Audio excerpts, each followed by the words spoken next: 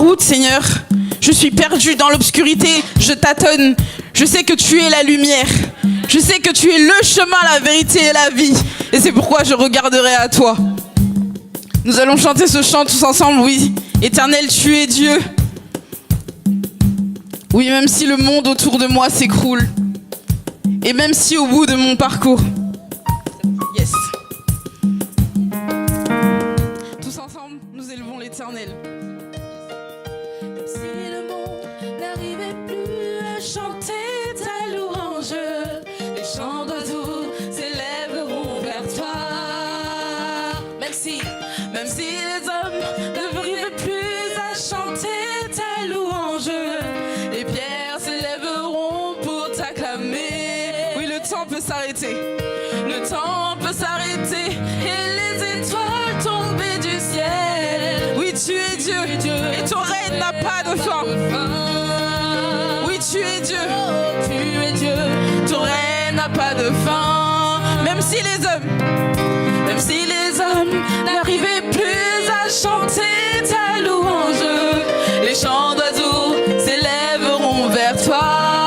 Oui, même si les hommes ne voulaient plus. Si les hommes ne voulaient plus célébrer ta louange, Même les pierres, Seigneur, t'acclameront. pour t'acclamer. Le temps peut s'arrêter et les étoiles tomber du ciel. Oui, tu es Dieu. Oh, tu es Dieu. Ton règne n'a pas de fin.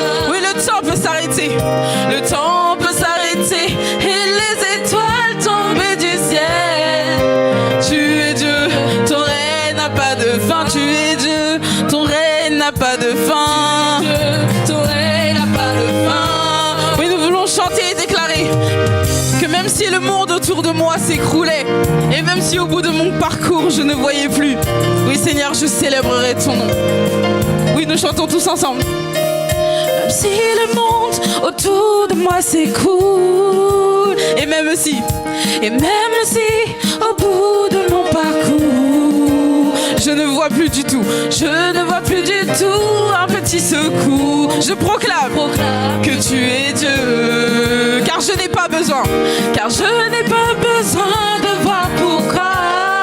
je ne pose pas de questions. Du genre pourquoi. Oui, en toi je bâtirai, En toi je bâtirai tous mes espoirs. et je proclame que tu es Dieu. Est-ce qu'on peut répéter cela ensemble? Oui, tous ensemble, nous disons même si. Même si le monde autour de moi s'écoule, Et même si, au bout de mon parcours, oui, je ne vois plus du tout. je ne vois plus du tout un petit secours. En tout temps, je proclamerai que tu es Dieu. Car je n'ai pas besoin de voir pour croire. Je n'ai pas besoin de voir pourquoi. Et je ne me poserai point de questions. Pas de question du genre pourquoi. Oui, Seigneur, je m'accrocherai à ta parole qui est la vérité. Toi je bâtirai tous mes espoirs. Je proclame que tu es Dieu. Car même si les hommes n'arrivaient plus à chanter ta louange, les chants d'oiseaux s'élèveront vers toi. oui, même si les hommes ne voulaient plus célébrer ta louange, même les pierres, Seigneur, t'acclameront. pour t'acclamer. Mais oui, le temps peut s'arrêter. Le temps peut s'arrêter et les étoiles tomber du ciel. Mais tu resteras Dieu, Seigneur. Ton règne n'a pas de fin. Car même si le temps peut s'arrêter et les étoiles tomber du ciel. Tu es Dieu, ton règne n'a pas de fin. et je déclare que même si le ciel ne donnait plus de pluie, et même si dans mon cœur, même si dans mon cœur je ne croyais plus, oui, l'arbre de mon jardin donnera ses fruits qui feront voir que tu es Dieu. et même si tes promesses duraient longtemps, oui, comme l'oiseau rare, au soir du printemps, je sais que tu ne dépendras jamais du temps. jamais du temps. Et je proclame que tu es Dieu. Car même si les hommes Même si les hommes ne voulaient plus à chanter ta louange,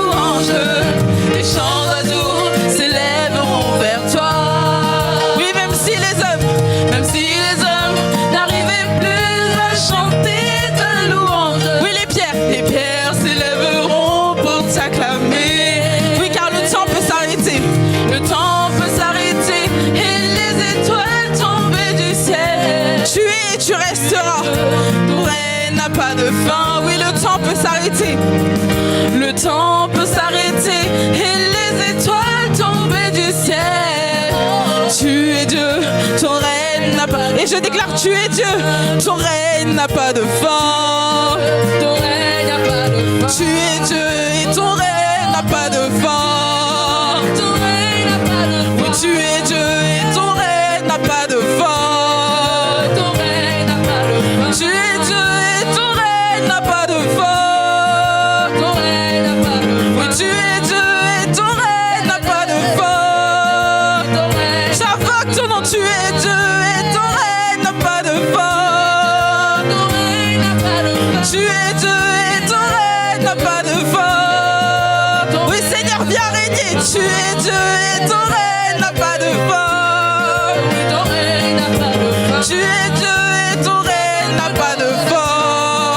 Ton règne. Oui, tu es Dieu et ton règne n'a pas de fin. Ton règne n'a pas de fin. Tu es Dieu et ton règne.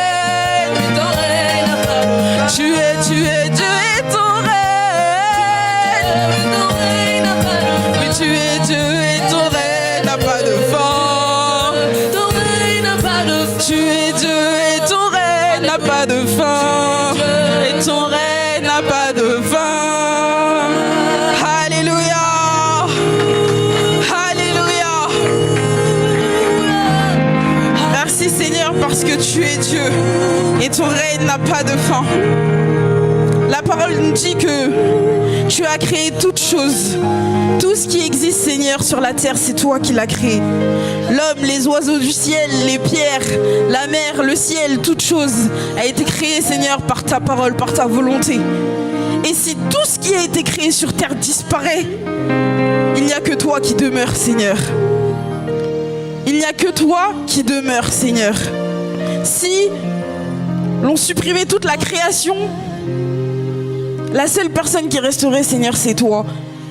Et ce matin, on veut réaliser que nous avons la grâce, le privilège de nous approcher de ce Dieu-là. De ce Dieu qui, peu importe les temps, les circonstances, ne change pas, ne disparaîtra jamais. Parce qu'il existait bien avant la création du monde, c'est lui qui nous a créés. Et nous voulons nous accrocher à cette vérité immuable, Seigneur, qui ne change pas, qui est que tu es le Dieu éternel. Ta parole déclare, sache que c'est l'Éternel ton Dieu qui est Dieu. Oui Seigneur, nous voulons chanter ce matin que tu es digne. Nous voulons Seigneur nous accrocher à toi, toi notre bon berger. Parce que non seulement tu es celui qui était, qui est et qui sera, mais en plus de cela, tu prévois des plans merveilleux pour moi. Je t'invite à chanter ce chant comme une prière de reconnaissance au Seigneur,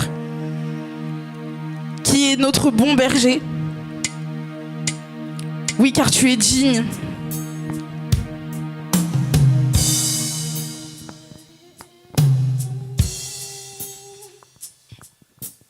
Berger de mon âme, digne est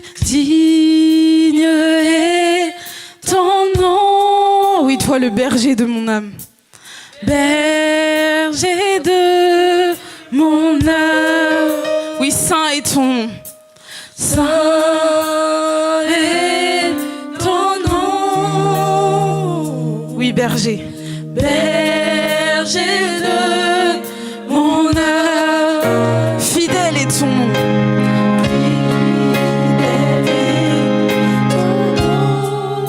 Oui, berger de mon âme. Berger de mon âme. Et je déclare que juste est ton nom. Juste est ton nom. Oui, berger de mon âme. Berger de mon âme. Oui, ta parole. Ta parole n'échouera jamais. En elle, je suis protégée. Tu as rempli toutes les promesses de ta parole. Oui, tu as effacé. Tu as effacé mon passé, oublié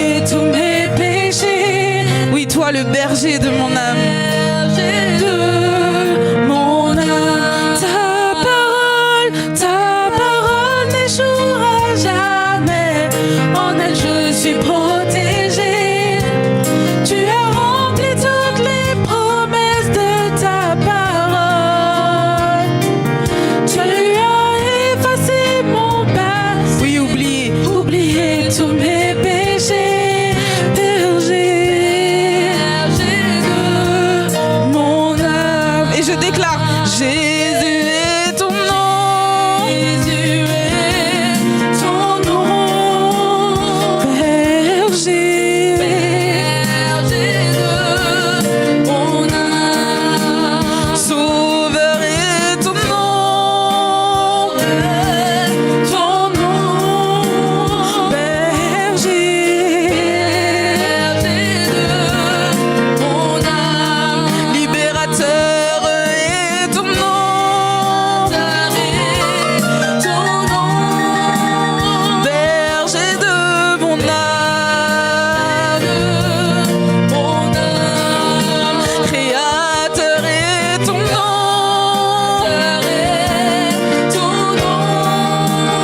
Berger de mon âme. Oui, car ta parole n'échouera jamais. Ta parole n'échouera jamais. En elle je suis protégée. Oui, tu as. Tu as rempli toutes les promesses de ta parole. Tu as effacé mon passé. Effacer mon passé, oublier tous mes péchés. Toi le berger De mon âme, ta parole n'échouera jamais. En elle je suis protégée. Tu as rempli toutes les promesses de ta parole. tu as effacé. Effacer mon passé, oublier tous mes péchés. Berger de mon âme. Mon âme, Tu es le berger de mon âme. mon âme, Tu es le berger de mon âme. mon âme, Tu es le sauveur de mon âme. mon âme, Tu es le sauveur de mon âme. mon âme. Oui, je vais t'inviter à élever ta voix et à adresser des prières de reconnaissance à l'Éternel ce matin. Oui, celui que nous appelons ce matin berger de mon âme. Ce qu'il attend, c'est que tu puisses te tourner à lui. La parole de Dieu déclare que le nom de l'Éternel est tel une tour forte. Le juste s'y réfugie et s'y trouve en sûreté. Oui, Éternel, ce matin, nous nous adressons à toi. Toi, la tour forte. Toi qui ne vacilles pas, peu importe les tempêtes, les intempéries. Toi qui restes solide comme un roc, Seigneur. Toi sur lequel, lorsque je prends appui, je ne tombe pas. Et même si je tombe, Seigneur, ta main est là pour me rattraper. Ta main est là pour me relever. Et c'est sur toi, Seigneur, que je veux compter ce matin. Oui, tu peux élever ta voix ce matin, adresser toute la reconnaissance que tu as au Seigneur.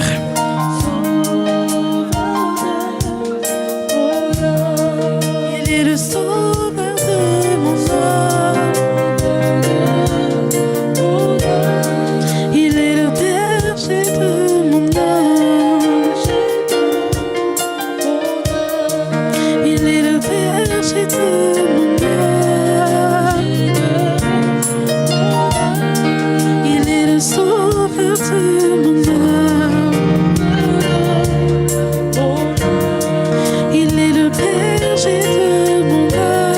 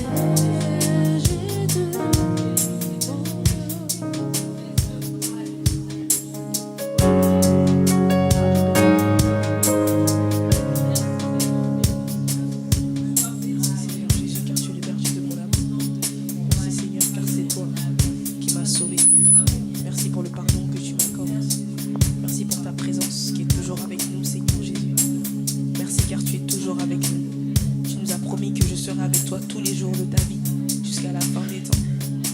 Seigneur, nous te demandons de prendre la place encore. Prends la place du roi. Prends la place du roi au milieu de nous ce matin. Seigneur Jésus, nous voulons vraiment être reconnaissants. Merci pour le sang de Jésus, le sang précieux, le sang parfait de Jésus, qui nous couvre, qui nous sanctifie, qui nous purifie. Nous te prions, Père éternel. Nous te prions, Seigneur Dieu. Merci, Seigneur, pour ton sang qui nous purifie.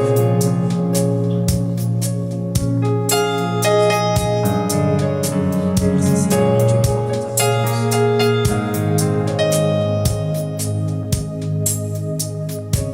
Je veux chanter un chant d'amour pour mon Sauveur, pour toi Jésus.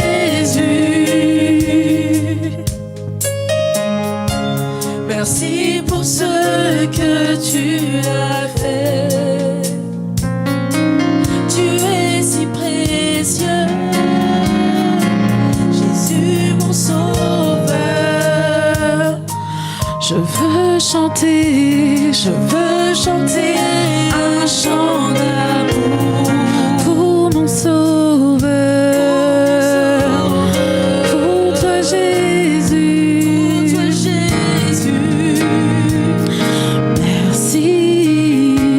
merci pour ce que tu as fait. Tu es si précieux, oui toi Jésus, Jésus mon Sauveur. Je suis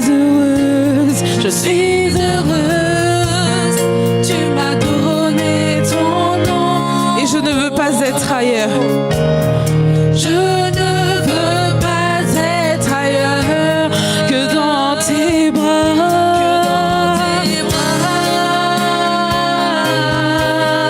D'amour, que dans tes bras. D'amour, dans tes bras.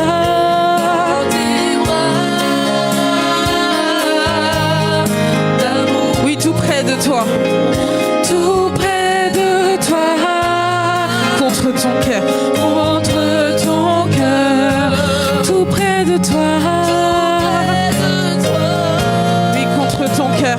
contre ton cœur, dans tes bras d'amour. Oui, je veux chanter un chant d'amour. Je veux chanter un chant d'amour. Oui, c'est ta prière au Seigneur ce matin. Pour mon Sauveur, pour toi Jésus. Merci pour ce que tu as fait. Tu es si précieux, Oui, Jésus mon Sauveur. Jésus mon Sauveur. Je veux chanter un chant d'amour Oui, pour mon Sauveur. pour mon Sauveur. Oui, la parole déclare Pour toi, Jésus. que l'Éternel regarde au cœur, regarde à la sincérité du cœur qu'il adore. Merci pour ce que tu as fait. Oui, tu peux chanter pour le Seigneur ce matin. Chanter ce chant, telle une prière. Oui, car je suis heureuse, car tu m'as donné ton nom. Je suis heureuse, tu m'as donné ton nom. Et pour rien au monde, Seigneur, je ne voudrais être ailleurs que dans tes bras d'amour. Que dans tes bras d'amour. Oui, Seigneur, dans tes bras d'amour. Car en toi, Seigneur, j'ai l'espérance. Oui, dans tes bras d'amour. Que dans tes bras d'amour. Oui, tout près, Tout près de toi, contre ton cœur. contre ton cœur. Oui, tout près de toi, Contre ton cœur. contre ton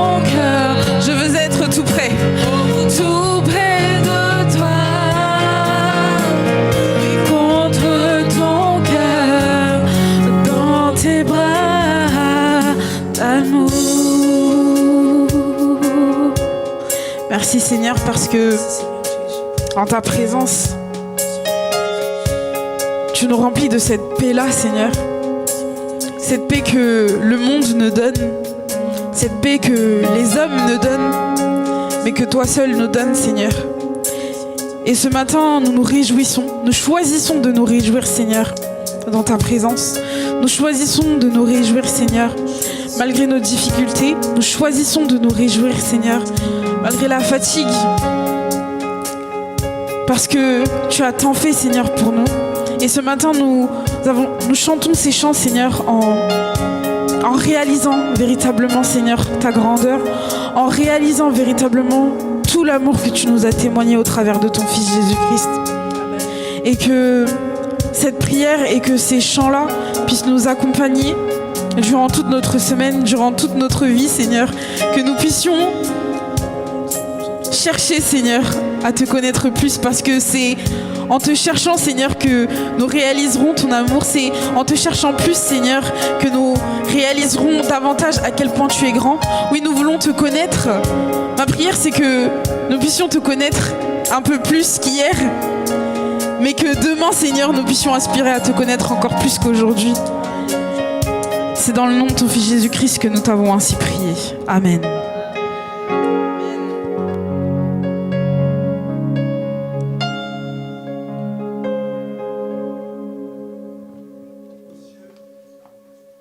Que ton nom soit sanctifié dans ce lieu, qu'il soit sanctifié dans nos vies. Nous voulons te rendre un culte agréable aujourd'hui et ne pas regarder aux circonstances, à la fatigue ou autre. Nous sommes venus pour toi, Père, au nom de Jésus. Quand tu nous regardes maintenant, tu ne nous vois plus comme nous étions avant. Mais couverts du sang de l'agneau, nous sommes désormais des gens de ta maison. Alors reçois notre reconnaissance encore ce matin. Nous voulons compter tous tes bienfaits dans nos vies. Ne pas simplement regarder aux choses d'ici-bas, mais regarder ce que tu nous as promis au travers de ton Fils Jésus. Nous sommes heureux de lui appartenir.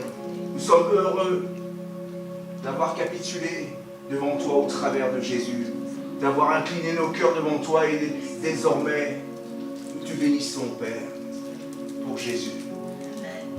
Nous te bénissons, Seigneur, pour ton Fils unique que tu nous as offert à la croix du Calvaire.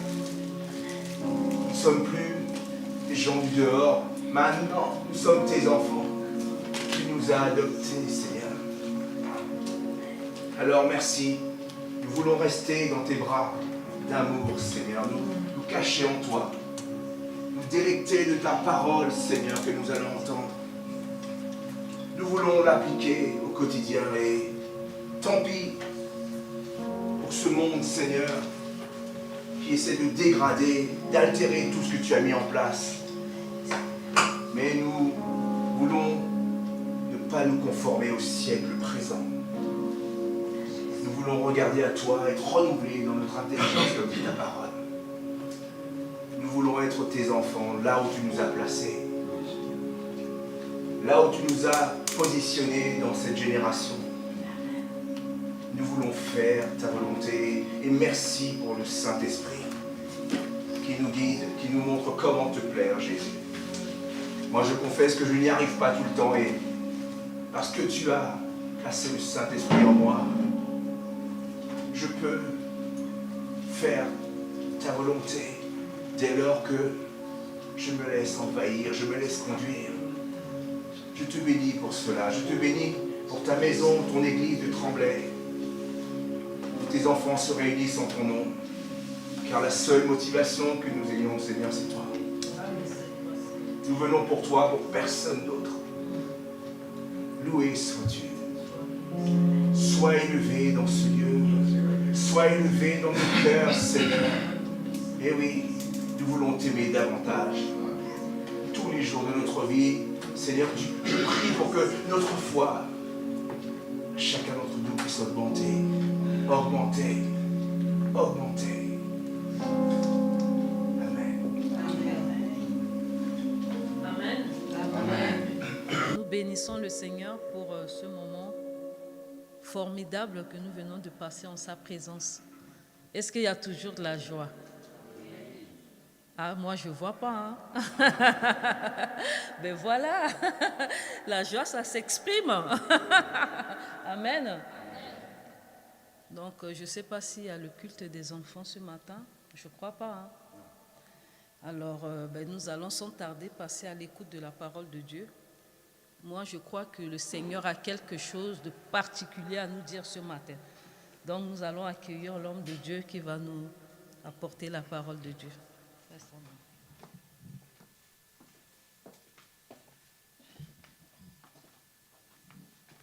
Alléluia. Alléluia. Alléluia. Que notre Dieu soit béni, ça veut dire que vous êtes présents. Parce que c'est important. Vous savez, il y a une chose que Dieu m'a apprise. Et depuis qu'il me l'a apprise, mon cœur s'est réjoui et je fais très attention. Laquelle? À vivre chaque instant qu'il me donne, chaque moment qu'il me donne, à vivre dans sa sainte présence. Nous avons tendance à vivre dans le futur. Le passé, on ne peut pas y retourner. Alors, on vit dans le futur, on vit en attendant. Oui, mais quand j'aurai ceci ou ça, à ce moment-là, je sécasse. Bon, en attendant, bon, qu'est-ce que je fais? Je suis là, j'attends. Non, Dieu m'a appris à vivre le présent. Amen. Amen. Et en sorte que lorsque je viens à l'église, et que même si mon cœur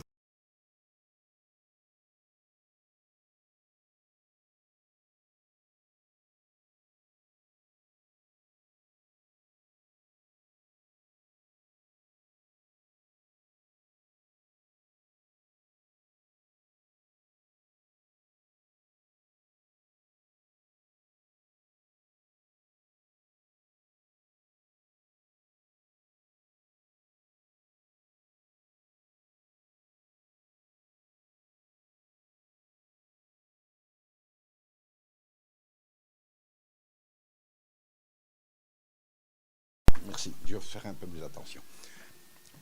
Malgré tout, nos provisions parfois s'avèrent insuffisantes. Vraiment insuffisantes. Amen. Amen.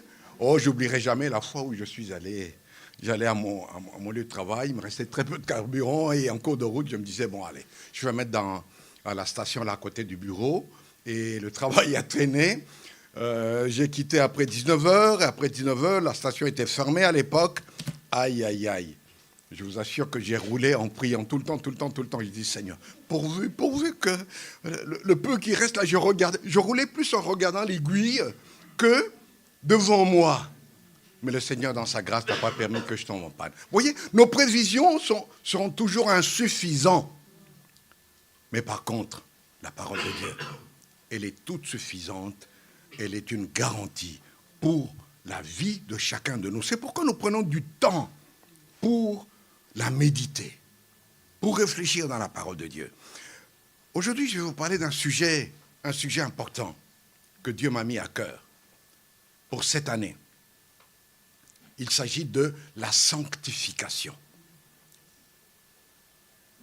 Je vais vous en parler avant que nos résolutions ne se diluent dans les habitudes. Vous savez, les résolutions que nous avons prises en décembre, nous sommes déjà le premier dimanche du mois de février de cette année. Ça veut dire qu'il y a au moins 4 dimanches qui se sont écoulés. Et au fur et à mesure que nous avançons, les résolutions que nous avons prises commencent tout doucement à se diluer. Alors, vite la parole de Dieu avant que celle-ci ne se dilue dans les habitudes. Car la parole de Dieu nous dit, est-ce que vous connaissez cette parole qui nous dit ceci? À celui qui est ferme, dit le Seigneur, à celui qui tient dans la parole qu'il a reçue, tu assures une paix profonde parce qu'il se confie en toi. À celui qui est ferme dans ses sentiments, dans ses intentions. Celui qui est ferme, voyez, pas celui qui se dit, Seigneur, je ferai cette année, et puis, quelques semaines plus tard, il n'en reste plus rien. Vous savez, les habitudes sont tenaces. Les habitudes sont tenaces, c'est pourquoi nous avons besoin de la parole de Dieu pour que les habitudes ne viennent pas nous remettre dans les choses anciennes. Pierre et ses amis après la Pâque, vous vous souvenez? Après la Pâque, après qu'ils soient tous partis, ils ont vu Jésus mourir à la croix et puis ils se sont terrés chacun. Et bon, lorsque la Pâque est passée, qu'ont-ils fait? Ils ne se sont pas réunis en disant, bon, écoutez, on va réfléchir un petit peu à tout ce qui est arrivé, à ce qu'il nous a promis. On va essayer de comprendre. Non, les habitudes sont revenues. Pierre a dit à ses amis, je vais pêcher. Ah ben, on vient avec toi. Voilà, les habitudes. C'est ce qu'il savait de faire le mieux. Et pourtant, Jésus lui avait dit, Pierre, tu as vu le miracle de la pêche miraculeuse, mais tu verras plus que ça. Alléluia. Tu verras plus grand que ça. Tu seras pêcheur d'hommes. Tu verras plus grand par le Saint-Esprit. Ta parole sera puissante. Alléluia. Ta parole produira de la vie par le Saint-Esprit. Amen. Parce que tu as vu la pêche miraculeuse. Alors je t'invite à faire plus que cela. Plus que cela. Je vous ai dit la semaine passée et les semaines avant que cette année 2024, le Seigneur dit, parce que tu as cru, tu verras des choses plus grandes. Parce que tu as cru, cette année, le Seigneur veut que tu vois des choses plus grandes. Vous savez, je répète cette parole, non pas parce que pour donner une intensité, absolument pas du tout. En général, les prédicateurs aussi, ils savent tous que si tu répètes tout le temps, cela convainc. Non, ce n'est pas mon intention.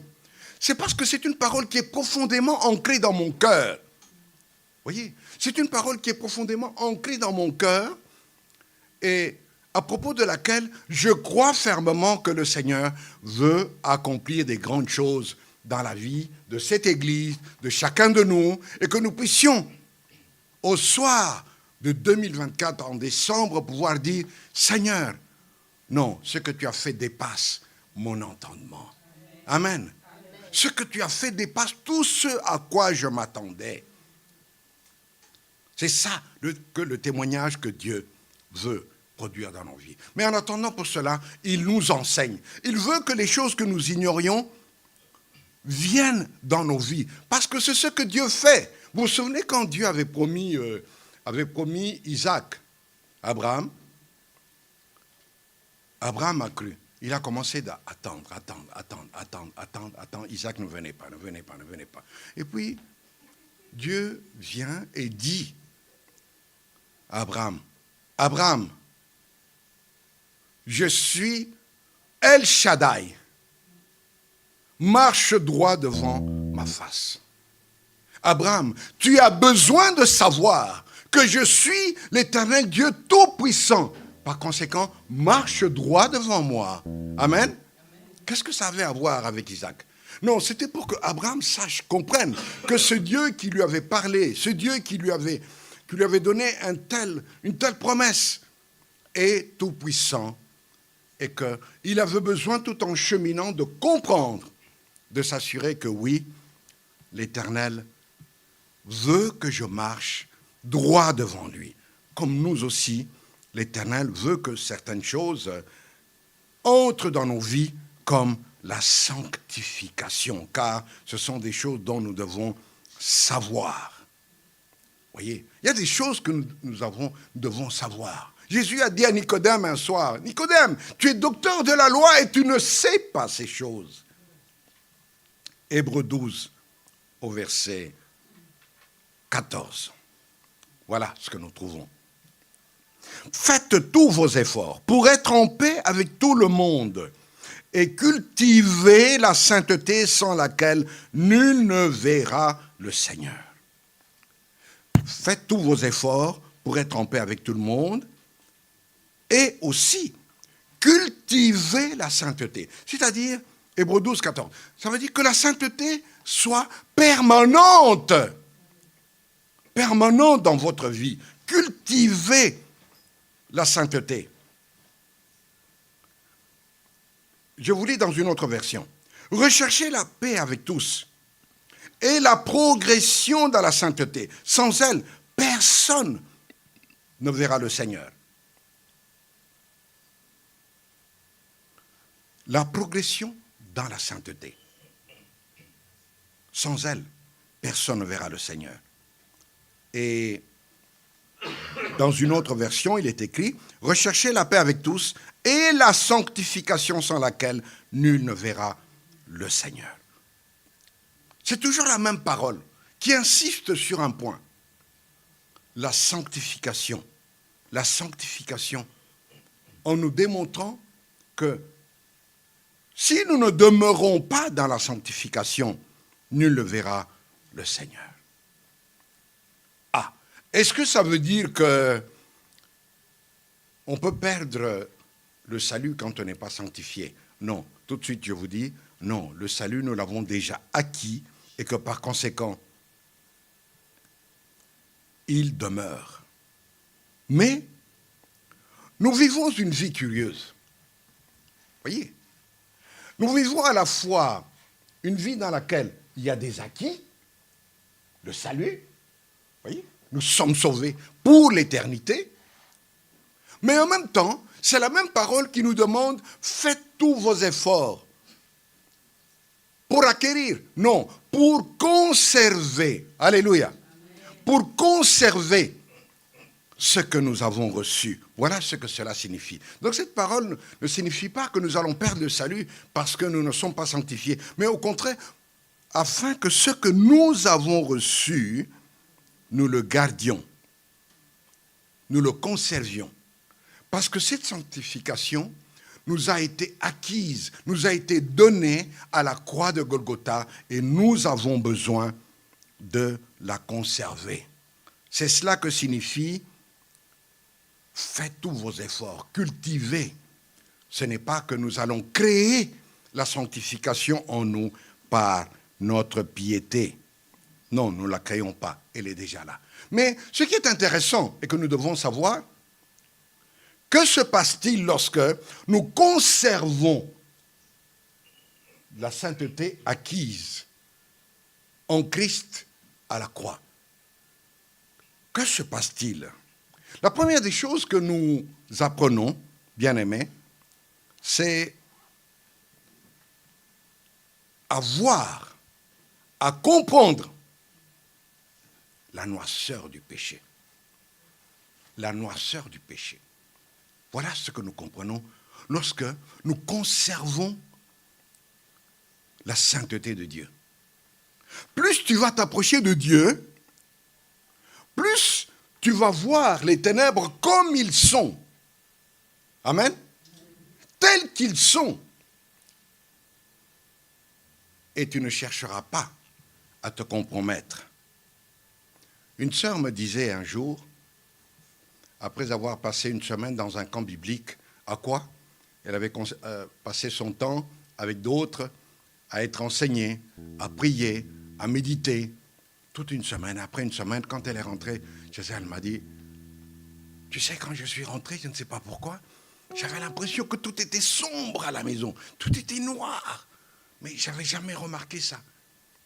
Je lui ai dit, écoute, ce que tu as vu, c'est le monde tel qu'il est.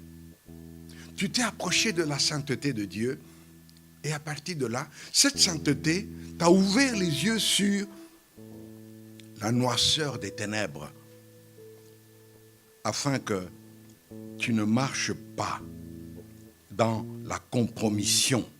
Car la parole de Dieu nous dit, mes amis, a écrit Paul par le Saint-Esprit, puisque nous possédons ce qui nous a été promis en ces termes, purifions-nous donc de ceux qui corrompent le corps et l'esprit pour mener une vie pleinement sainte dans la crainte de Dieu. Puisque nous possédons ce qui nous a été promis, puisque nous possédons cette sainteté acquise à la croix de Golgotha, au prix du sacrifice du Fils de Dieu, eh bien, menons Menez désormais une vie pleinement sainte dans la crainte de Dieu. Pleinement sainte. Ça veut dire à tout moment, empêcher tout ce qui peut venir ôter, couper, enlever cette sainteté. Vivre de cette façon-là. J'aime bien prendre l'exemple, vous savez, quand vous êtes vêtu, hein, vous êtes lavé, vous êtes bien habillé. Et d'ailleurs, en général, les vêtements blancs sont encore plus expressifs. Si vous pouvez, venez tous dimanche prochain en blanc. Et il y a au moins une expérience que vous allez faire. C'est que du véhicule ou du transport en commun, ou même dans le transport en commun où vous serez, vous allez tout le temps regarder autour de vous. Tout le temps. Pourquoi? Parce que, oui, mais il ne faut pas que ça vienne tacher mon vêtement. Vous voyez? Vous allez refuser que les taches viennent se coller à votre vêtement. Ainsi est la sainteté de Dieu lorsque nous l'acquérons. Menons pleinement une vie sainte dans la crainte de Dieu. C'est pourquoi Paul a écrit, quant à l'immoralité, dans d'autres versions, il est parlé d'impudicité, ou aux pratiques dégradantes sous toutes leurs formes, et à la soif de posséder, qu'il n'en soit pas même question entre vous. Ce ne sont pas des sujets de conversation qui conviennent aux membres du peuple saint, pas plus que les propos grossiers ou stupides ou les plaisanteries équivoques. C'est inconvenant. Au contraire, qu'est-ce que nous devons faire? Exprimez plutôt votre reconnaissance envers Dieu. Des propos équivoques. Vous savez ce que font les hommes quand ils se retrouvent entre eux? Vous savez ce qu'ils font? Vous connaissez les sujets de conversation? Les hommes quand ils sont entre eux? C'est triste. Ils parlent de l'impudicité. Tu as vu comment elle est habillée? Tu as vu comment elle est? Etc. Ainsi de suite. Oh, les femmes, c'est pareil. Voyez? Mais la Bible nous dit qu'à celui qui a reçu la sainteté de Dieu, que même des propos inconvenants, voyez, ne soient pas même mentionnés, comme il convient à des saints, des propos équivoques, des plaisanteries douteuses. C'est triste parce que lorsque les hommes entrent dans le monde adulte et que là, ils reçoivent des promotions, en général, qu'est-ce qu'ils font? Ils essayent d'imiter ceux qui sont au-dessus d'eux. Oui. C'est ainsi que j'ai été horrifié. De retour de vacances de l'université il y a quelques années, les amis qui, eux, n'avaient pas été à l'université, qui ont commencé à travailler et qu'on a nommés responsables. Et je suis allé leur dire bonjour. Et là, les amis de mon âge qui étaient devenus des responsables, quand ils devaient s'adresser aux employés, c'était avec des jurons. J'étais choqué. J'ai dit, mais enfin, écoute, mais qu'est-ce qui te prend? Vous voyez? C'était avec des jurons. Oui. C'est ça l'imitation. Non, il ne faut pas qu'il en soit ainsi pour un enfant de Dieu. Car, dit Jacques, de la même bouche, tu bénis le Seigneur. De la même bouche, tu loues le Seigneur. Et de la même bouche, tu accepterais que des jurons sortent de la même bouche?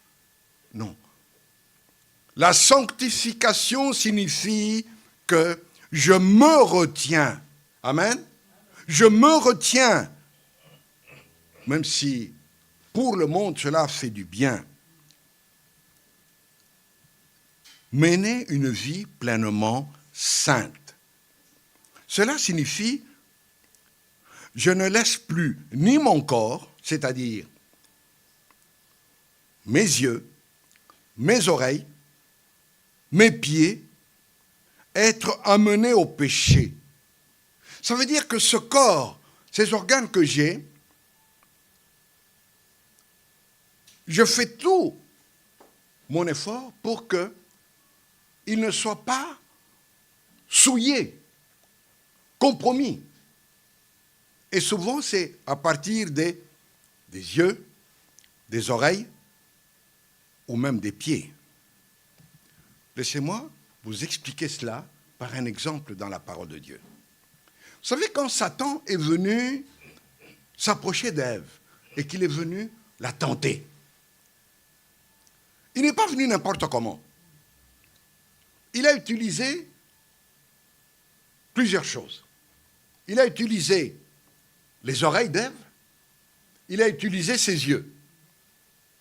Et le reste a suivi. Ses oreilles. Quand il lui a posé la question, Ève a répondu. Et après avoir répondu, voici ce qu'il lui a dit. Mais Dieu sait que le jour où vous mangerez, vous en mangerez, vos yeux s'ouvriront, vous serez comme Dieu, vous connaîtrez le bien et le mal. Et le verset nous dit, alors la femme vit les yeux, vit que le fruit de l'arbre était bon à manger, agréable aux yeux, et qu'il était précieux pour ouvrir l'intelligence. Elle prit donc son fruit et en mangea. Qu'est-ce que Satan a utilisé? Il a utilisé d'abord les yeux, non, les oreilles. Dieu sait. La connaissance. Bien-aimés, attention.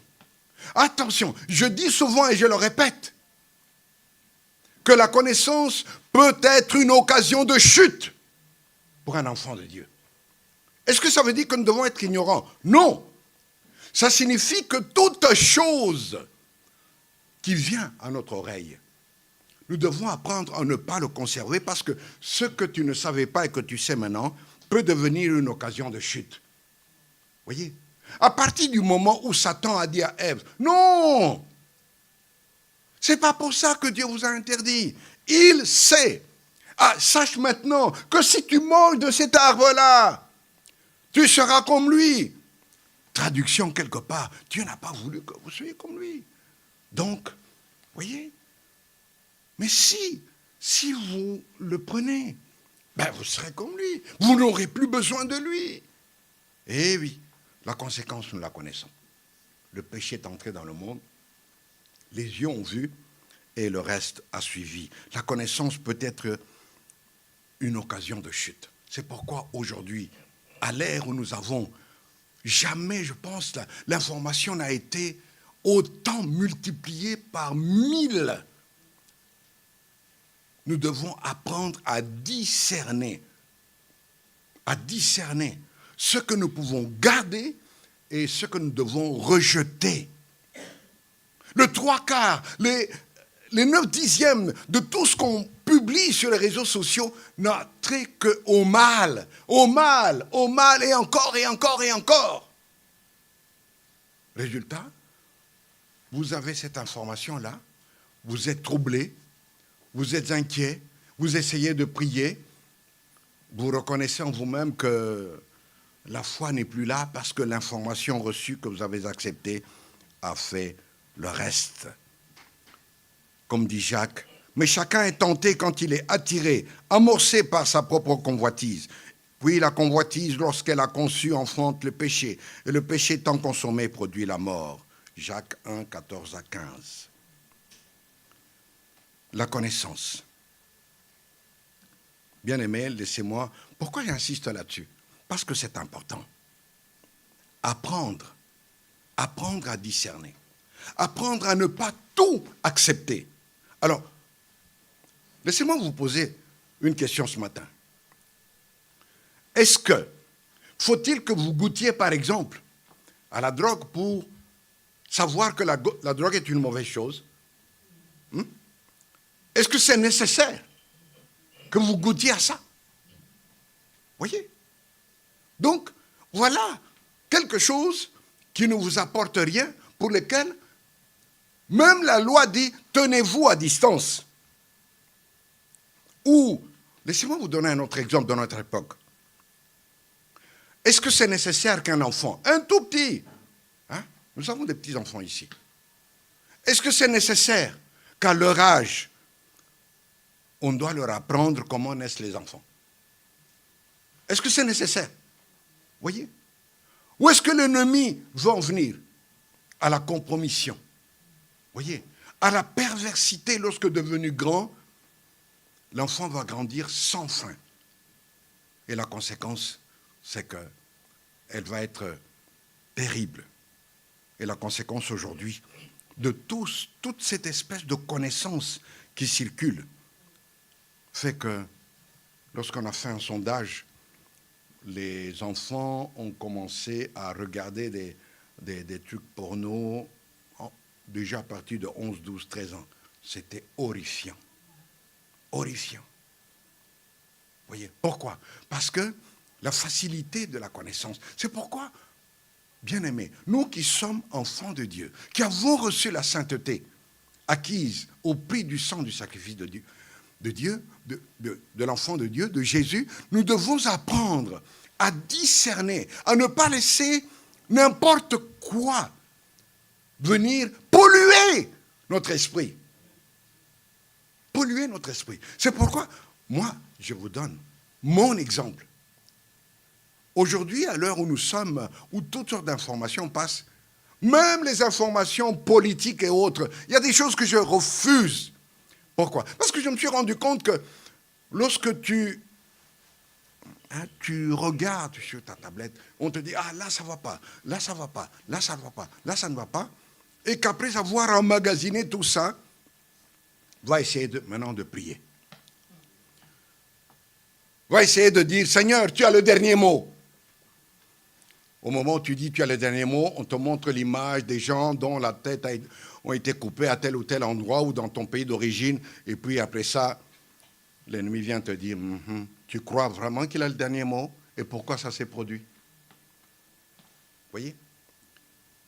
Si tu avais rejeté tout cela, tu aurais prié avec force. Parce que ta prière n'a pas besoin que tu sois informé des choses qui n'édifient pas ton esprit pour qu'elle soit puissante. Amen.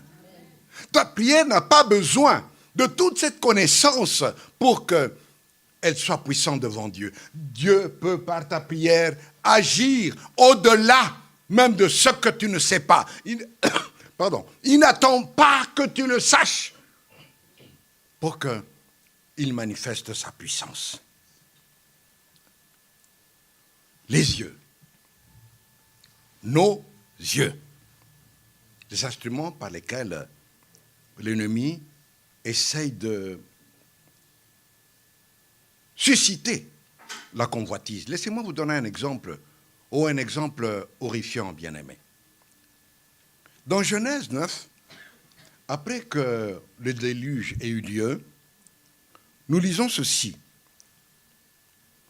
Cham, le père de Canaan, vit son père nu et sortit le raconter à ses deux frères. Dans quelles circonstances? Une des conséquences du péché. Noé, après avoir vécu le déluge, sorti de l'arche, a vu qu'il n'y avait plus rien, plus aucun être humain. C'était terrible. Ensuite, il a offert un sacrifice au Seigneur. Et le Seigneur lui a fait comprendre qu'il ne détruira plus le monde de cette façon-là. Alors, qu'est-ce qu'il a fait? Il a cultivé la vigne. Alors, après avoir cultivé la vigne, il a fait du vin. Il a pris le vin. Il a bu du vin. Il en a pris abondamment. Il s'est saoulé. Et à partir de là, allez hop, il ne savait plus ce qu'il faisait. Il était là couché, complètement dévêtu. Et c'est dans ces circonstances-là que un de ses enfants, Cham, le père de Canaan, c'est-à-dire le géniteur de tout ce dont nous lirons plus tard, qui vont l'habiter dans Canaan, patrie dont Dieu dira que vous, les descendants d'Abraham, je vous envoie dans Canaan, parce que là-bas, il y a une population qui passe ses enfants par le feu, qui pratique des choses horribles, je vais les déposséder parce que leur mal a atteint un degré tel que je ne peux plus les laisser. Alors, revenons à Cham. Sorti le raconter à ses deux frères. Donc, voyez, sujet de plaisanterie. Alors, Sem, son frère, et Japheth prirent la tunique de Noé et la placèrent sur leurs épaules. Puis, ils marchèrent à reculons vers leur père et le couvrirent. Comme leur visage était tourné de l'autre côté, ils ne virent pas leur père tout nu. Vous voyez ce qu'ils ont fait? Analysons. Ils ont refusé que leurs yeux soient témoins de quelque chose qui viendrait compromettre tout le respect, tout l'honneur qu'ils avaient pour leur père. Ils ont refusé cela.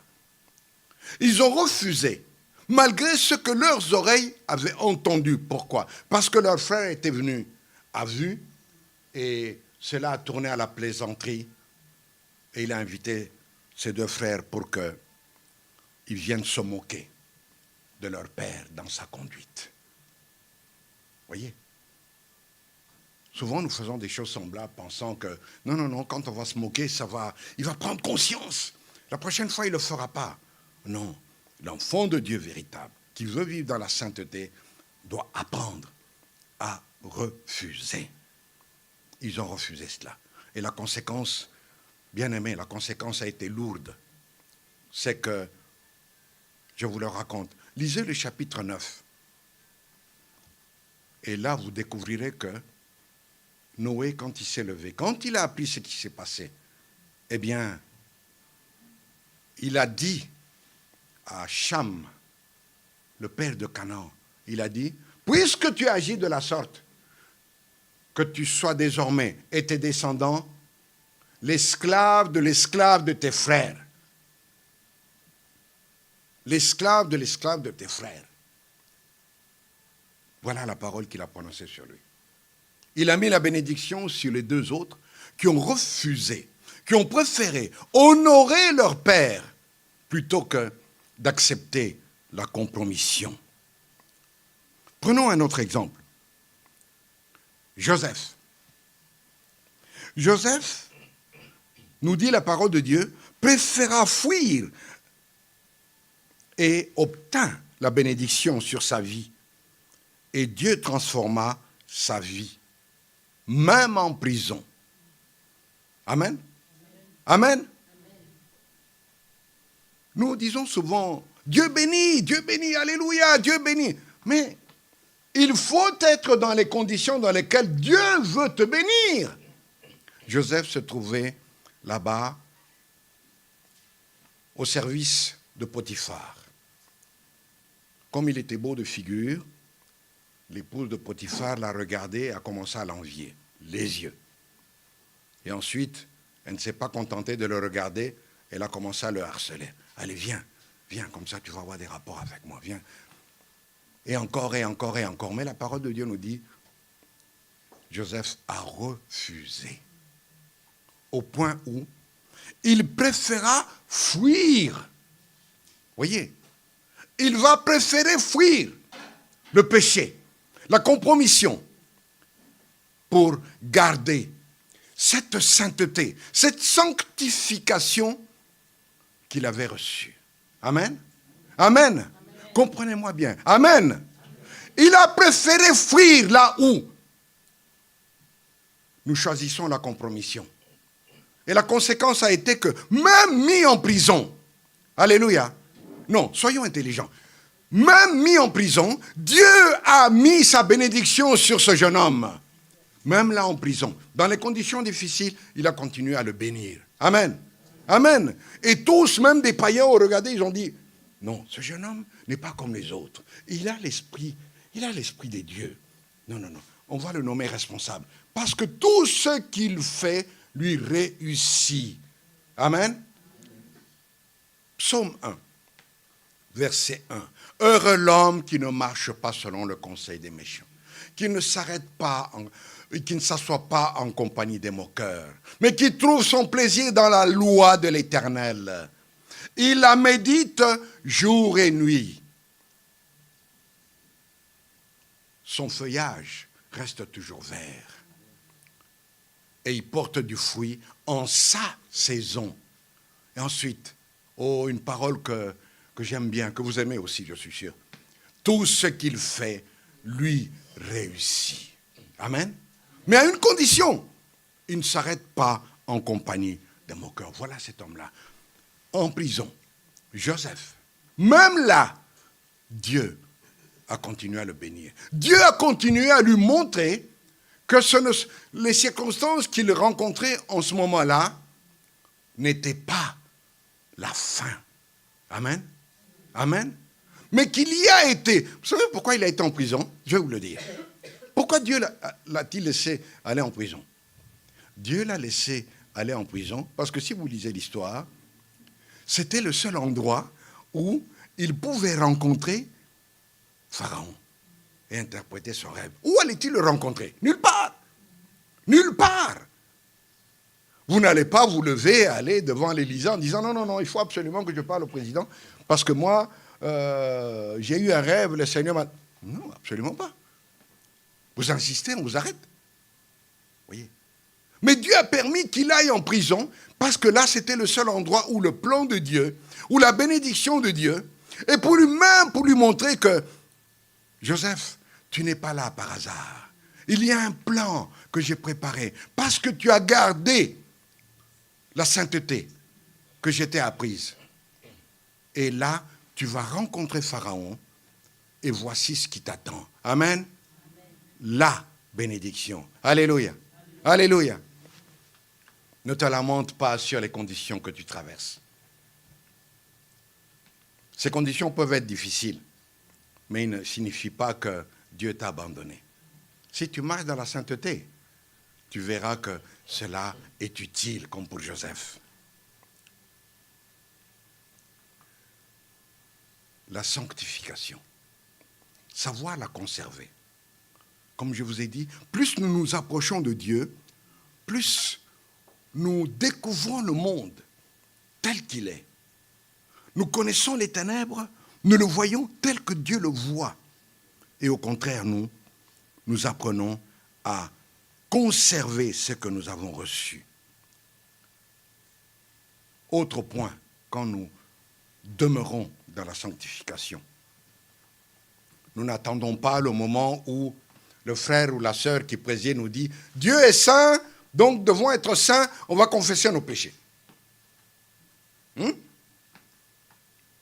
Alléluia. Parfois, nous faisons même de la confession comme une sorte de rituel dans lequel, écoutez. Alors, quelle est la conséquence de ça? La conséquence de ça, c'est que nous nous mettons à vivre dans la compromission avec une relation avec Dieu dans laquelle la communion est rompue tout le temps, parce que, quelque part, nous nous disons, oui, mais je vais confesser mes péchés, ensuite je vais retrouver la communion. Non pas que la confession soit une mauvaise chose. Apprenons plutôt à garder cette sainteté que Dieu nous a donnée, comme je viens de vous expliquer, en gardant nos oreilles, nos yeux, tout ce qui passe par notre esprit, pour que nous demeurions dans cette sainteté à laquelle Dieu nous a appelés, sans attendre le dimanche matin, lorsque le frère ou la sœur se tiendra devant nous dira « Dieu est saint, par conséquent, nous devons être saints, alors confessons nos péchés. » Alors nous nous souvenons « Ah, c'est vrai, avant de sortir, je me suis fâché avec mon épouse, je lui ai boudé tout le long de la route, et maintenant, Seigneur, pardon. » Non, n'attendons pas ça. N'attendons pas ce moment-là. Parce que c'est par la grâce de Dieu que tu es arrivé. Tout pouvait arriver en chemin. Tout pouvait arriver, même un accident, tu es parti. Et que serait devenue ton intention? Non, apprenons, lorsque de tels moments arrivent, immédiatement, à retrouver la sainteté. Amen. À retrouver cette sainteté qui nous a été acquise au prix du sacrifice du Fils de Dieu. Comme exactement. C'est pourquoi ça a été traduit par cultivons la sainteté, progressons dans la sainteté. Comme exactement, je vous ai donné l'exemple d'un vêtement blanc. Faites l'expérience un jour. Si vous avez un vêtement tout blanc, mettez-le et vous verrez comment votre attitude doit changer. Comme exactement avec un vêtement blanc, vous vous diriez, non, je dois faire attention, sinon j'arriverai avec une tache par-ci, par-là, sur le vêtement que je porte. Voyez. Vous ne vous dites pas, oui, mais il y a les pressings. Il y a une tache, ce n'est pas un problème. Il y a les pressings. Non. Apprenons à marcher, au contraire, d'une manière droite et sainte devant Dieu. Car la parole de Dieu nous dit, voyez combien le Père nous a aimés pour que nous puissions être appelés enfants de Dieu. Et Jean d'écrire, comme si le Saint-Esprit voulait le convaincre de la réalité. Il lui dit, et nous le sommes. Alléluia. Voyez combien le Père nous a aimés pour que nous soyons appelés enfants de Dieu. Et le texte ajoute, et nous le sommes. C'est-à-dire, et voici la réalité de ce que nous sommes. Nous sommes enfants de Dieu. Voici pourquoi le monde ne nous reconnaît pas. C'est parce qu'il n'a pas reconnu Dieu. Mes chers amis, écrit Jean, dès à présent, nous sommes enfants de Dieu. Et ce que nous serons un jour n'a pas encore été rendu manifeste. Nous savons que lorsque Christ paraîtra, nous serons semblables à lui, car nous le verrons tel qu'il est. Et il ajoute, tous ceux qui fondent sur Christ une telle espérance se rendent eux-mêmes purs, tout comme Christ est pur. 1 Jean 3, de versets 1 à 3. Tous ceux qui fondent en Christ une telle espérance se rendent purs. N'attendent pas. Cherchent à conserver absolument. Seigneur, pardonne. Seigneur, pardonne. Corrige mon attitude. Retiens ma bouche. Ne me laisse pas écouter n'importe quoi. Retiens mes pieds. Retiens mes yeux. Parce que tout cela va venir compromettre cette sainteté acquise. Et lorsque tu vis comme ça, alors, mon frère, ma sœur, tu comprendras la profondeur de cette parole que Ésaïe avait reçue. Alors, tu appelleras la prière. Tu appelleras et l'Éternel répondra.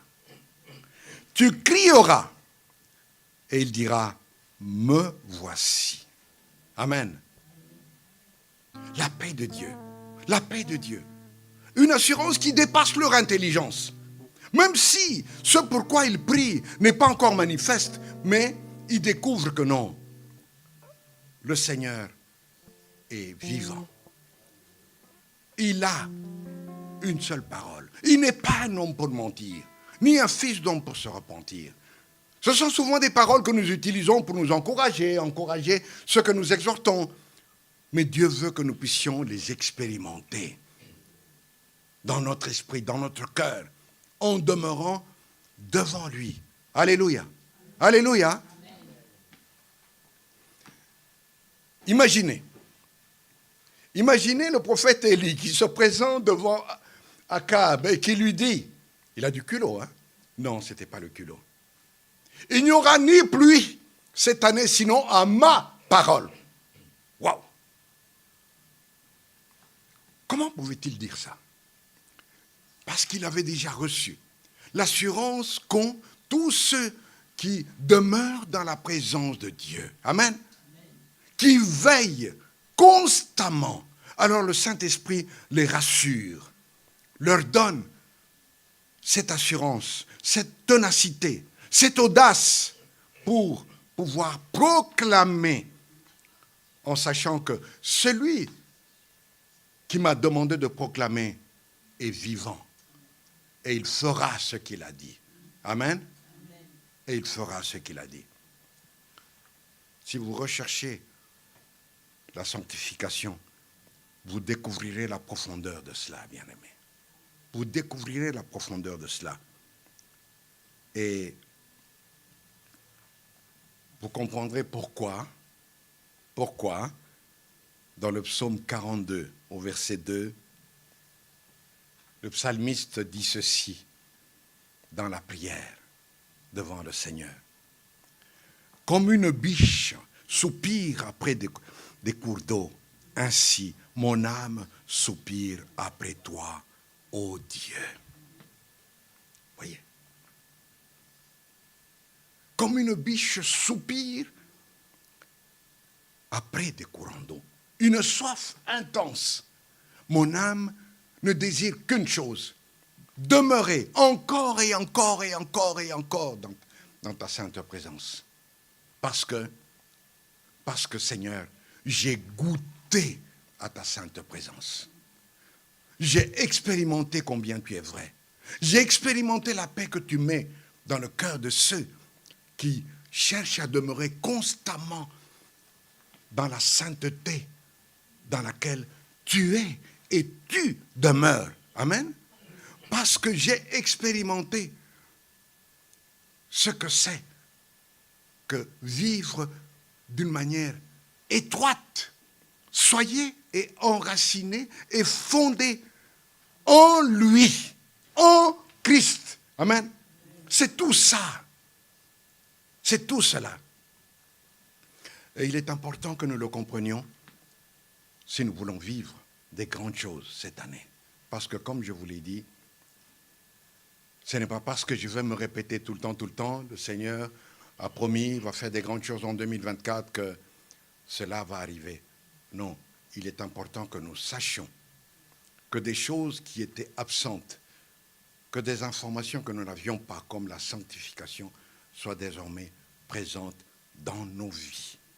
Et que nous sachions comment marcher devant Dieu de manière à lui plaire constamment. Constamment. Je vous ai cité l'exemple des yeux, des oreilles. Comment Ève, elle s'est retrouvée perdue par la connaissance, par les yeux, par les oreilles. Comment Joseph a préféré fuir, voyez, plutôt que de compromettre ce qu'il avait reçu. Comment les enfants de Noé ont préféré continuer à honorer leur père plutôt que de se vautrer dans des conversations malsaines et impudiques dont la parole de Dieu nous dit que des propos semblables ne soient même pas nommés au milieu de vous.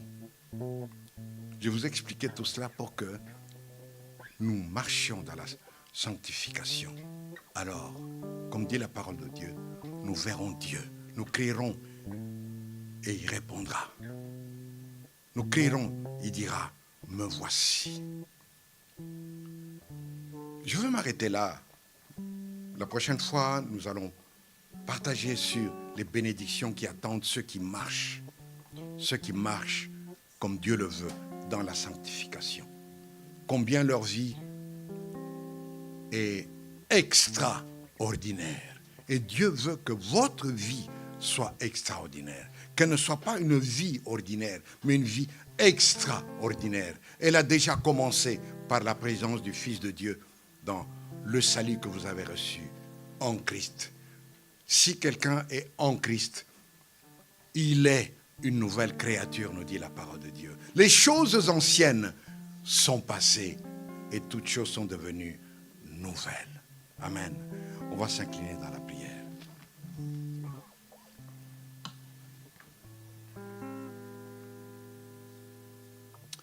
Seigneur, nous chantons souvent que tu es saint, que tu demeures dans la sainteté. Seigneur, nous chantons souvent cela.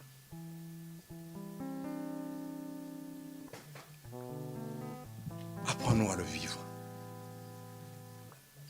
Seigneur, apprends-nous à le vivre. S'il te plaît, Seigneur.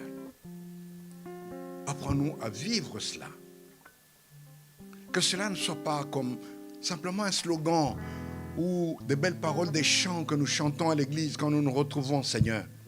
Au contraire, donne-nous d'expérimenter ta sainteté. Donne-nous de le vivre, Seigneur. Et tu nous dis dans ta parole que ce n'est pas par nos efforts que nous créerons, Seigneur, cette sainteté en nous. Au contraire, tout ce que tu nous demandes, c'est de la conserver. De la conserver par ton Esprit Saint. De la conserver en demeurant unis à toi, unis à ta sainte présence, unis par ton Esprit. Soucieux à tout moment, Seigneur, que ni nos yeux, ni nos lèvres, ni nos bouches ne puissent proférer des choses inconvenantes qui ne sont pas dignes de toi. Ô Seigneur, et tu nous promets, alors nous verrons ta face. Et nous comprendrons ce qui nous attend dans le ciel. Nous comprendrons que tu veux manifester ta toute-puissance au milieu de nous, maintenant.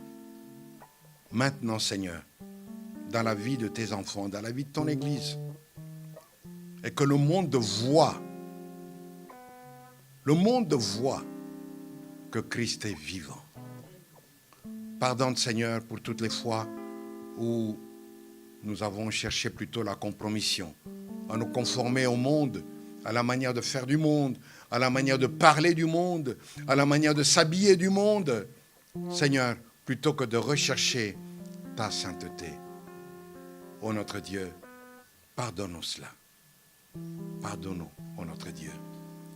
Au contraire, Seigneur, la multitude des prières que nous t'adressons, la centaine de prières que nous t'adressons, les centaines de prières que nous t'adresserons encore cette année, Seigneur, oh, que nous soyons témoins de ce que, oui, nous avons crié vers l'Éternel et tu nous as répondu. Nous avons imploré ta grâce et tu l'as manifestée. Nous avons demandé la guérison et nous l'avons reçue. Nous avons demandé que, Seigneur, ta bénédiction soit manifeste, visible, telle que nous la lisons dans ta parole, Seigneur, et nous l'avons vécue. Oh Seigneur, que toutes ces choses ne restent pas des simples connaissances que nous lisons dans ta parole et à propos desquelles nous nous réjouissons sans les vivre. Tu veux que ton peuple, tu veux que ton Église de Tremblay vive toutes ces choses. Et tu nous enseignes, comme tu as enseigné à Abraham, en lui disant, je suis El Shaddai, marche droit devant ma face. Et Abraham a vu ta puissance, ô Dieu. Nous voulons voir aussi ta gloire au milieu de nous, dans cette Église que tu as appelée et dans laquelle tu nous as placés. Ô notre Dieu, au nom de Jésus. Amen.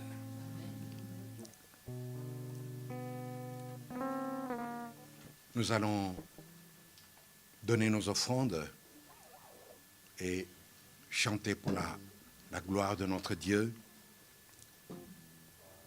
en bénissant son nom, en le remerciant, en confessant lorsque nous nous rendons compte que non, Seigneur, je n'ai pas été droit devant toi, sans attendre, et au contraire, en gardant cette sanctification que Dieu nous a donnée, afin que son nom reste et demeure béni au milieu de nous. Amen. Amen. Et que notre louange ne soit pas, quel mot je peux utiliser? Stérile. Voyez, que notre louange ne soit pas stérile, mais qu'elle soit puissante. Parce que tout le monde sait que la louange, un prédicateur disait, la louange délie les mains de Dieu pour bénir. Alors que notre louange ne soit pas stérile. Amen. Alléluia. Je vais vous inviter à vous lever pour ce chant. Oui, nous voulons chanter « Quel ami fidèle et tendre nous avons en Jésus-Christ ». Ça peut être difficile parfois de rester sur le droit chemin. Mais nous n'avons à nous inquiéter de rien car l'Éternel est avec nous et son esprit est là pour nous accompagner dans cette tâche qui parfois peut nous paraître difficile. La parole de Dieu déclare que à cause de son nom, nous serons exposés à la mort, à différents dangers, qu'on nous considérera comme des moutons destinés à l'abattoir, mais que dans tout cela, nous sommes bien plus que vainqueurs par celui qui nous a aimés. Oui, nous voulons chanter ce chant, Seigneur, en reconnaissant que tu es cet ami fidèle. Tu es celui qui est avec nous, toujours prêt à nous entendre. Avec réjouissance, nous voulons chanter cela. Oui, quel ami fidèle et tendre nous avons en Jésus-Christ. Quel ami fidèle et tendre nous avons en Jésus-Christ, toujours prêt à nous entendre, à répondre à notre cri. Oui, il connaît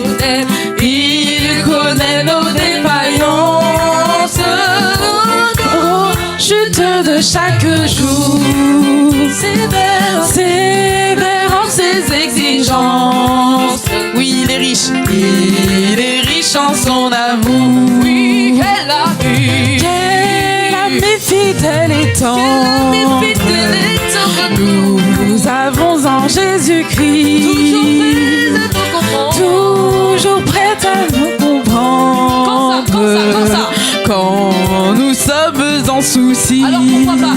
Disons-lui toutes nos craintes, ouvrons-lui tout notre cœur, car bientôt ces paroles saintes nous rendront le vrai bonheur. Quel ami fidèle et tendre nous avons en Jésus-Christ, toujours prêt à nous défendre quand nous presse l'ennemi. Il nous suit dans la mêlée. Il nous suit dans la mêlée. Qu'est-ce qu'il fait encore? Nous entoure de ses bras. Et c'est lui qui tient l'épée. C'est lui qui tient l'épée. Qui décide des combats. Quel ami fidèle et tendre nous avons en Jésus-Christ, toujours prêt à nous entendre, à vaincre en comptant sur lui. Et j'aimerais dire, s'il nous voit vrai et sincère, à chercher la sainteté, que va-t-il se passer? Il écoute nos prières et nous met en liberté. On va redire nous encore met en liberté. S'il nous voit vrai et sincère, à chercher la sainteté, il écoute nos prières. Il écoute nos prières Et nous libère ce matin. et nous met en liberté. Nous chantons Quel ami fidèle et tendre nous avons en Jésus-Christ. Bientôt il viendra nous prendre pour être au ciel avec lui.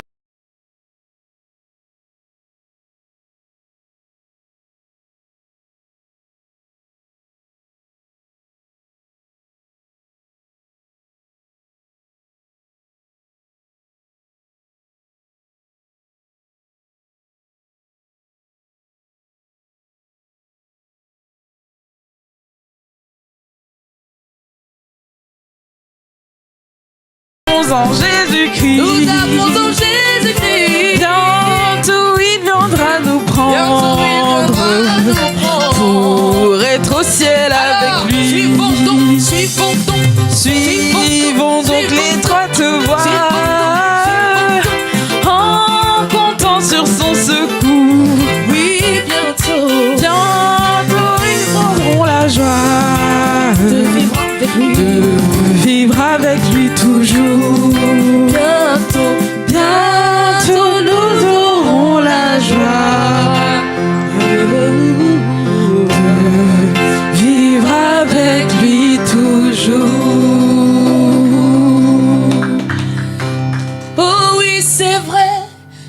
sais que c'est vrai. Il est écrit, cela suffit. Que quoi? Que Jésus m'aime au bonheur suprême. La Bible me le dit. La Bible me le dit.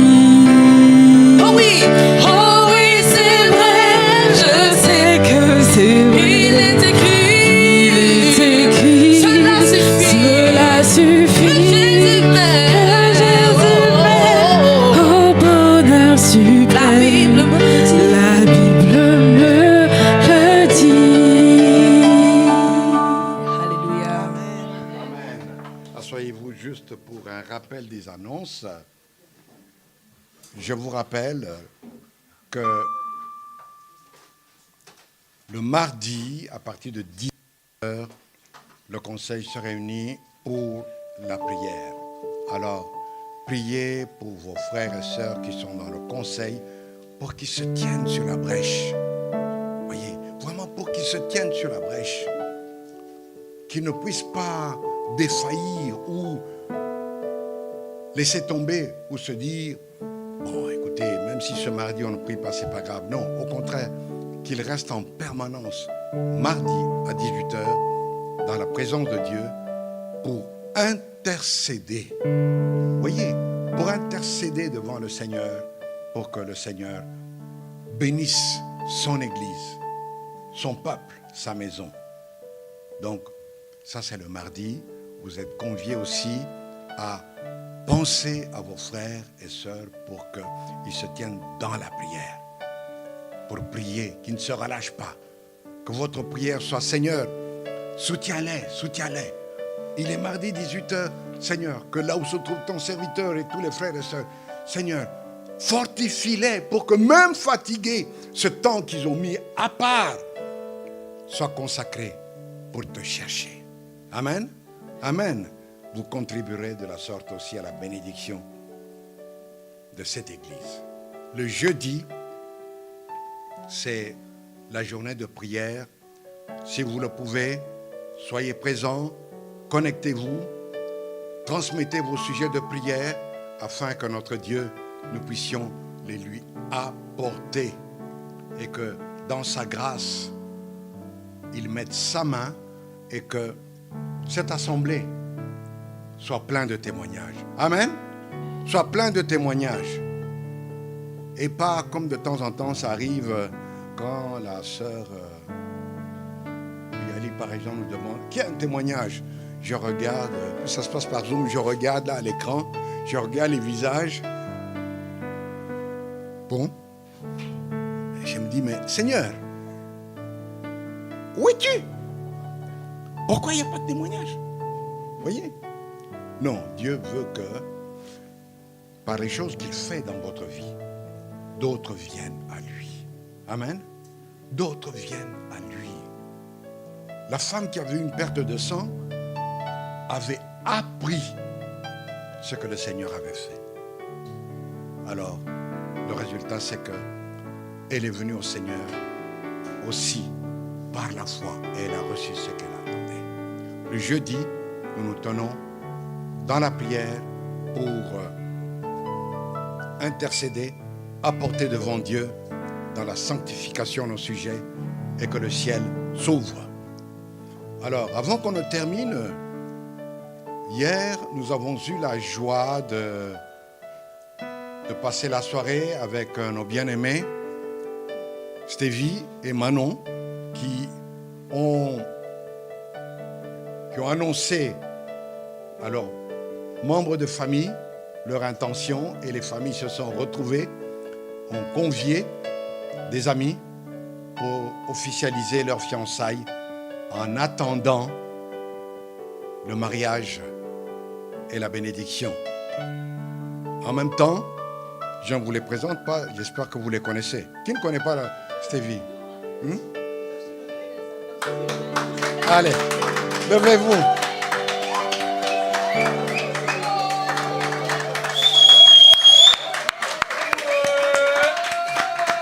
Amen.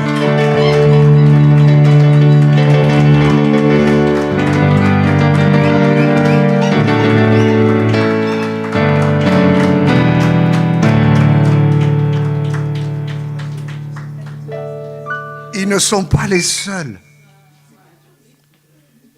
Il y a un frère que vous connaissez, il est comme moi. Il commence à prendre de l'âge. Et jusqu'à présent, il a toujours été tout seul. C'est notre frère Paul.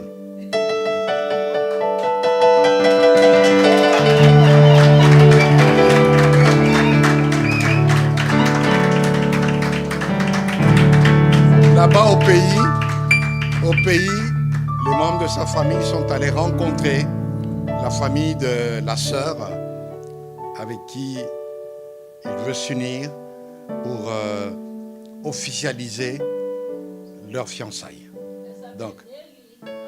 Donc, nous aurons bientôt Nelly au milieu de nous.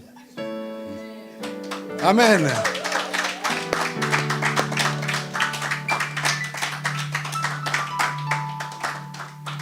Vous savez pourquoi tout ça? Parce que Dieu a dit dans sa parole ceci.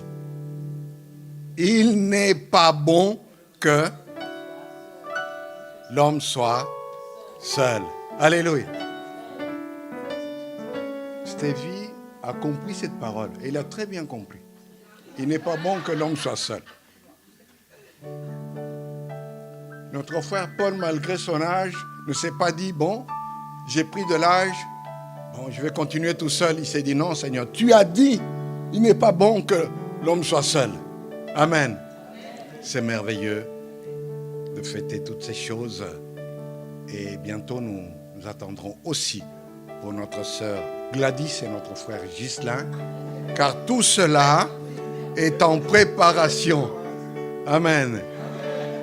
Le temps s'est écoulé, nous allons nous lever, on va prier pour terminer ce moment de culte devant la face de notre Dieu.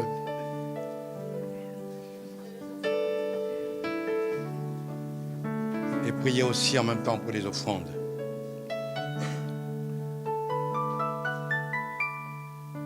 Prions. Seigneur, tu as été avec nous. Tu as été au milieu de nous.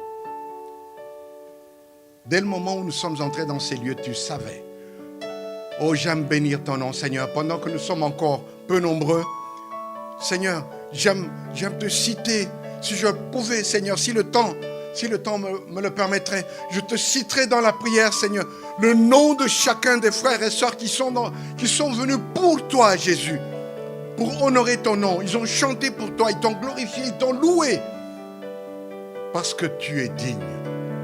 Laisse que maintenant, Seigneur, ta grâce et ta paix reposent sur eux. Que cette semaine qui a commencé, ô notre Dieu, aujourd'hui, soit paisible. Que ta grâce et ta paix les accompagnent, ô notre Dieu. Que là où l'ennemi a dressé des obstacles, des difficultés en tout genre, que tout cela soit abattu au nom de Jésus. Seigneur, qu'il puisse traverser cette semaine dans le calme et la confiance. Car tu as dit, c'est dans le calme et la confiance que sera ta force, ô notre Dieu. Que ceux qui sont dans le besoin, quel que soit leur besoin, Seigneur, que tu puisses combler ce besoin-là. Alléluia. Alléluia. Parce que tu es l'Éternel qui pourvoit, ô notre Dieu. Oui, qu'à ceux qui ont pu t'apporter d'une manière ou d'une autre, que ce soit ici, quand nous sommes rassemblés leurs offrandes, ou par d'autres moyens, par les virements ou autres, Seigneur, que tu puisses bénir. Et montrer à ton peuple que tu es l'Éternel Dieu qui bénit. C'est pour cela que, Seigneur, notre Dieu, à l'égard de ceux qui sont venus, Jésus, pour toi, pour t'honorer, que ta grâce et ta paix les accompagnent. À l'égard de ceux qui nous suivent par Zoom, ton serviteur, Maman Juliette, et d'autres que nous ne connaissons pas, Seigneur, parce que nous avons appris qu'une multitude nous suit par Zoom.